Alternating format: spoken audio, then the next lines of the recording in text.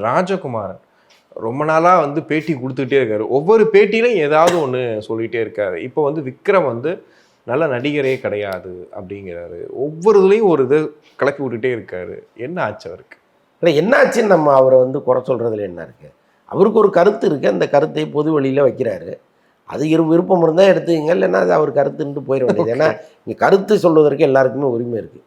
இப்போ காலச்சுவடுன்னு ஒரு ஒரு புத்தகம் ஒன்று வருது. அதில் இருக்கிற கவிதைகள்லாம் புரிஞ்சுக்கிறதே ரொம்ப கஷ்டம். அந்த மாதிரி கவிதைகளை தான் எல்லாரும் படிக்கணும் அப்படின்னு சொல்ல முடியுமா?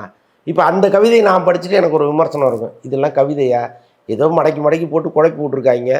இதுக்கு வந்து ஒரு புத்தகம், இதை வந்து உயர்வாக வேற பேசுகிறாங்கன்னு நான் சொன்னேன்னு வச்சுக்கோங்க. அது என்னுடைய அறியாமை. அந்த கவிதை எவ்வளவு மகத்துவமானதுங்கிறத அதை படிக்கிறவங்களுக்கு தான் தெரியும். அந்த மாதிரி தான் ராஜகுமாரன் சொல்கிறது எல்லாமே. இது என்னுடைய கருத்தாக நான் எடுத்துக்கிட்டு போக வேண்டியது தான். அதை விட்டுட்டு ஏன் ராஜகுமாரன் இப்படி சொல்லணும், ராஜகுமாரன் சொல்கிறத நாங்கள் ஏற்றுக்க மாட்டோம், விட மாட்டோம் அப்படின்னு அவரோட எதுக்கு சண்டை போடணும்? ஒரு நடிகையினுடைய கணவர், ஒரு இயக்குனர், அவ்வளோதான். அவர் பார்வையிலேருந்து ஒரு விஷயத்தை அவர் பார்க்குறாரு. அவருக்கு கமர்ஷியல் படங்கள் பிடிக்குது. அதனால் அந்த கமர்ஷியல் படம் குறித்து அவருக்கு ஒரு ஒரு ஒரு பாசிட்டிவ் தாட்ஸ் இருக்குது.